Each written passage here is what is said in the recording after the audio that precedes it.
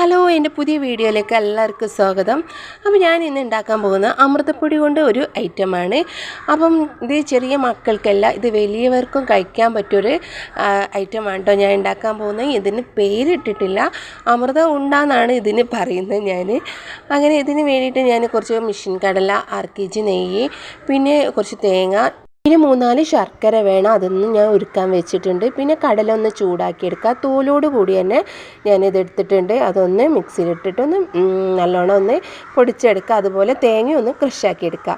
പിന്നെ ഈ ശർക്കര പാനി ഒന്ന് അരിപ്പയിൽ അരിച്ചെടുത്തിട്ട് ഇതെല്ലാം കൂടി നമുക്ക് നല്ല ചൂടായ പാനിൽ 2 സ്പൂണ് നെയ്യ് ഒഴിക്കുക.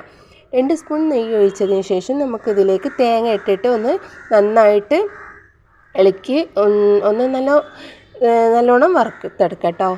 നന്നാക്കി വറുക്കണം എന്നില്ല, എന്നാലും ഒരു വിധത്തിലൊന്ന് അങ്ങനെ ആക്കിയെടുത്തതിന് ശേഷം നമുക്കിതിലേക്ക് പൊടിച്ച് വെച്ച മിഷ്യൻ കടലയും പിന്നെ അതുപോലെ തന്നെ ഇതും നന്നാക്കി ഒന്ന് യോജിപ്പിക്കുക കേട്ടോ.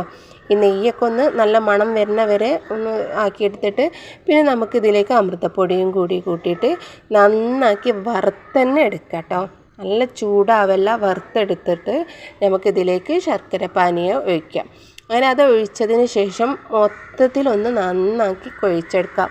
ഈ പാനിൽ നിന്ന് വിടുന്ന തരത്തിൽ തന്നെ നമുക്കത് അങ്ങനെ ആക്കിയെടുക്കാൻ പറ്റും കേട്ടോ.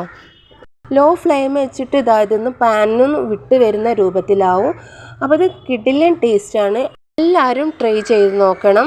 അപ്പോൾ ഇതാ കയ്യിൽ എണ്ണ പുരട്ടിയിട്ട് ഓരോ ഉരുളയും ഇതുപോലെ ആക്കിയെടുക്കാം. വേഗം കഴിക്കുന്നവരാണെങ്കിൽ പ്രശ്നമില്ല. അല്ലാത്തവർ ഫ്രിഡ്ജിൽ വെച്ച് ഇതുപോലെ ഒരു കണ്ടെയ്നറിൽ ആക്കിയിട്ട് നമുക്ക് ഫ്രിഡ്ജിൽ വെച്ചിട്ട് ആവശ്യത്തിനനുസരിച്ച് എടുക്കാവുന്നതാണ്.